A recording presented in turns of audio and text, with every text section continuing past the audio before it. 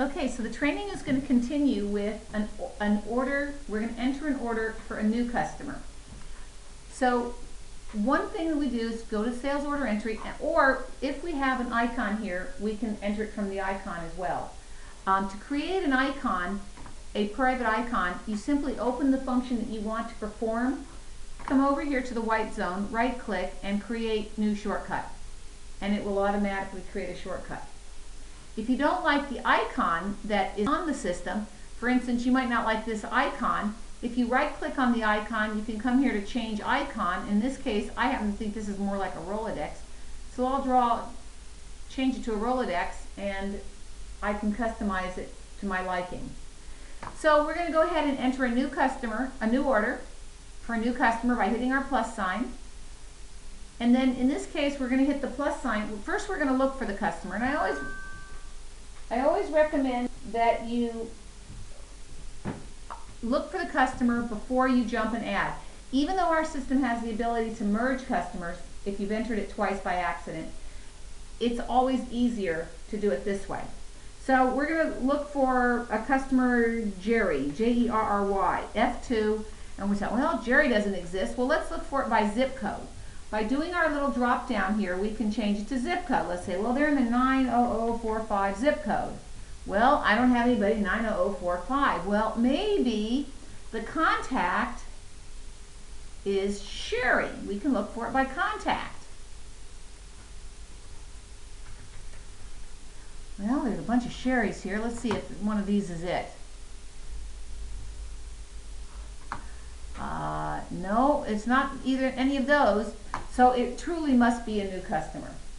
So in order to add a new customer, this field must be blank. If I leave this here and hit the plus sign, then Jerry becomes the customer number. So always hit your delete key, then your plus key, and the system will say, oh, it'll automatically assign it the next number and say, do you want to add the customer? I say yes, and it will automatically open it up. So this is SMH Consulting, and my address is 2234. Actually, it's not, because I want to show you something else. P.O. Box 2611. It's always the bill to. And the zip code is 30112. You don't have the zip code thing turned on. Let's go find that out. That should have filled in my zip code. It's my fault that I don't have a zip code. I use the zip code on the other user ID. And it works? And it works perfect. Yeah, it works. I'm thinking you didn't turn on the zip code thing. That's possible, but I might not have. Let's check it real quickly though. I'm sorry? Don't blame me. No, it's turned on. I am the student. It's turned on, so. So that's just an invalid zip code. Right. No, it's not really, but I probably, because of the way the system, the way it's running off my laptop.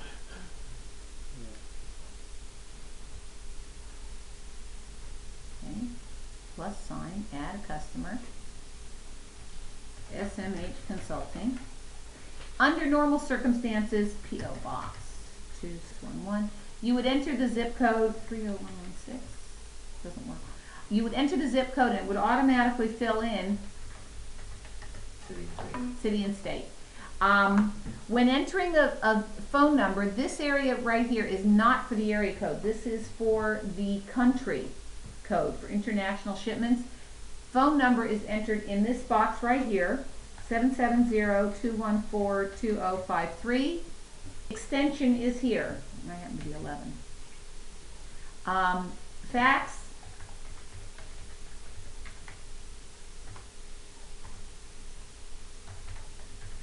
And alternate phone number.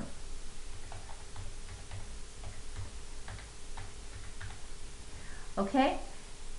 Customer type. It's always good to manage and keep track of what customers you have and what type of customers they are, whether they're floral or they're hospital gift shops or whatever. I don't think you have any established. I'm going to just call it floral, F-L-R-L.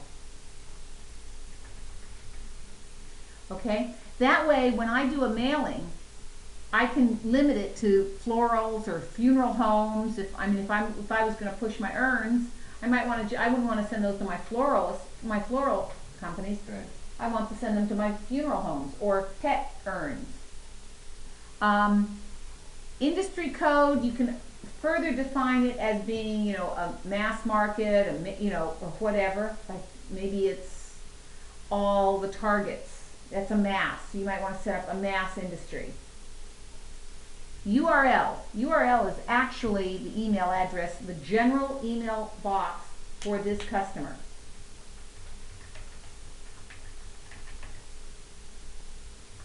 Okay? Contact. Who's the contact for this customer? The main contact or any contact. You can have as many contacts per customer as you'd like.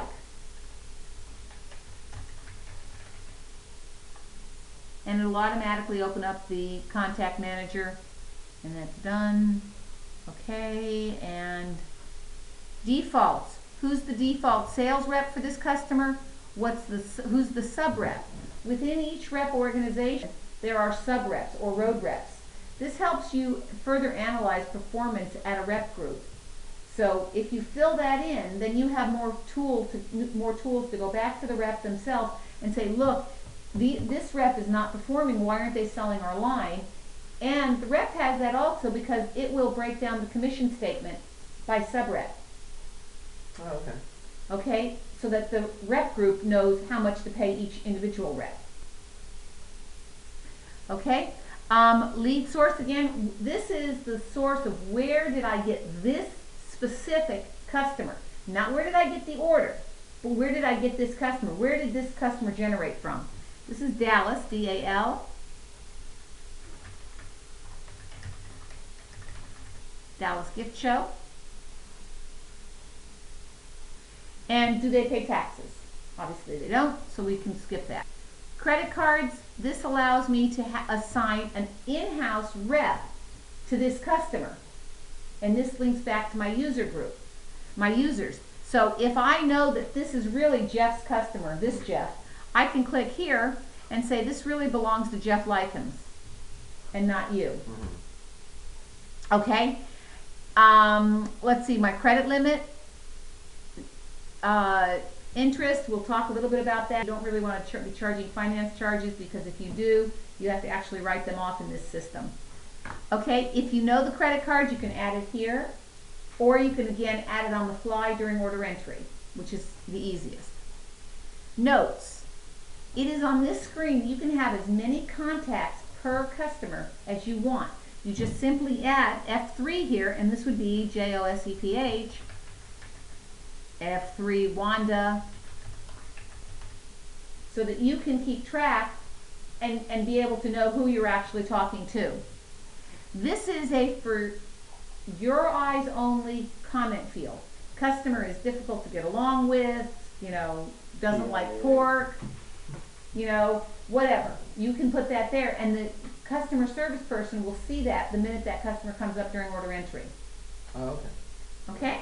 Or I can try to get a hold of them customer business with Monday or Friday. That's true. Pricing. You can sit here and pre-build an entire pricing table for a customer, or let the system build it for you. This is where you would set up, let's say you had Bed Bath & Beyond in this case, out here to the end, you'll see customer SKU. That's where you would put their item number so that it would print on all documents. Okay? Now, what if you have a parent account that, well, let's say you have Jack's Floral and Jill's Floral. And they are a part of an association that gets a special pricing. That you would set up we haven't gotten to that yet. Okay. That's going to be a price level. Okay, great. So, okay, so we go over here to the EDI tab. On the EDI tab, if you do EDI, you fill these blanks in, but let's say, for instance, you do Target and you don't want to pay the rep the whole 15%. Only on Target he gets 5%. You would fill it in here and this would automatically override the order. Okay. Okay? Just that order. No, just this customer. Any order that Oh, this just this customer, customer. this is for this Okay. customer. This is customer related. Okay. Okay? Sales order options. This is a confusing screen because it's very busy. But in this screen is where you would set up your price level. So let's say, for instance, that's interesting. Cancel out of that. Oh, it automatically pulled it up. If it were a W, you would put a W here, or if you had others, they would list. Okay? If you had comments that had to be on every single order all the time for this customer, you would put them here. These are called ship markings. You would fill them in here and then click this little box down here, and that would automatically be on each order for that customer. Okay? Our system has the ability to either en masse charge handling fees, give free freight, restocking fees, or you can handle it individually. Let's say you have specific customers that never get a handling fee, never get a restocking fee, and always pay freight, never pay freight. In that case, you would click this and say, never here, and the only time they get free freight at a minimum of 0.01 cent, the minute their invoice hits 1 cent, their freight is free. Yeah. Or you say no. Let's say, for instance, you also have, this customer doesn't allow any back orders. You would click this box right here for no back orders. Okay? Let's say, for instance, they always want their stuff shipped by SIA.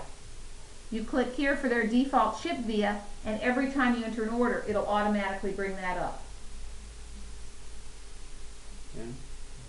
And that concludes adding a new customer on the fly. Oh.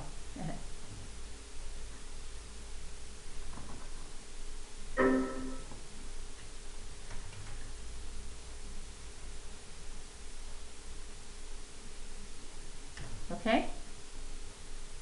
Now, let's say, for instance, this customer had a different ship to.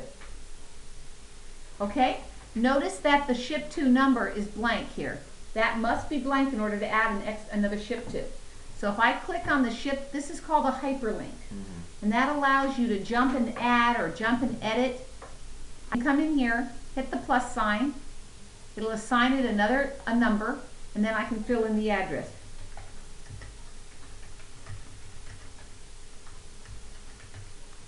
And in this one, I know it's inconsistent. It is 770-214-2053. And if there's a special different rep, you would fill it in here. The ship via for this particular one might be UPS. It might be a residential. And it might have a store number, a department number, distribution center. These are mostly used for EDI. And when you're done, when you browse it in, there it is. Okay? Again, we've covered all that. So that's how you would add a new customer when doing order entry. Any questions on that? Yeah. Okay, and then of course you would go to your details, fill in all the items they buy, and that's done. Any questions? No. Okay, this concludes the lesson on adding an order with a new customer. So I'm going to go ahead and stop the recording here.